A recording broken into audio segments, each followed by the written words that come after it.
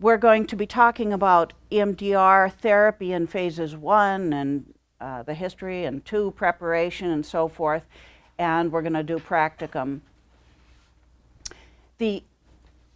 Why this workshop? There's a scarcity of guidance in the EMDR field on this subject, and really, truly, special procedures are required. In my opinion, if all you know is standard EMDR, even if you know it very well, that is not enough to treat OCD. I was trained in exposure and response prevention in what years? The 80s, yeah. Edna Foa is the big name in the exposure and response, well, that's not quite fair. Mark Rockman in the 70s started exposure, and at that time it was called ritual prevention. And the whole behavioral field was wrapped around exposure and ritual prevention. They changed the name to exposure and response prevention. And then Edna Foa was well known for her many exposure treatments, very behavioral exposure treatments for phobias and for OCD.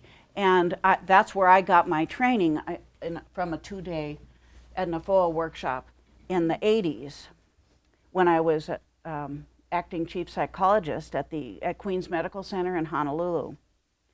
And we had an anxiety disorder clinic, so we actually saw quite a few of these cases.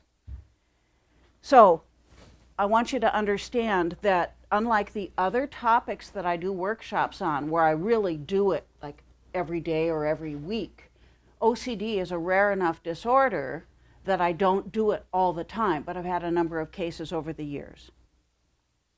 And until recently, it hadn't been done in the EMDR field since Marsha Wisman, and then she hasn't been in the field for some time. I think there might have been health problems or something.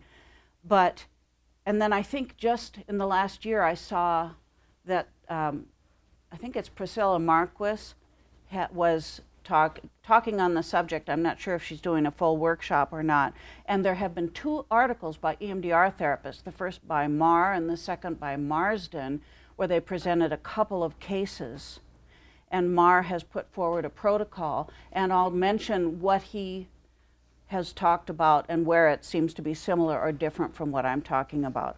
But it's not like his was a controlled study. It was just a couple of cases.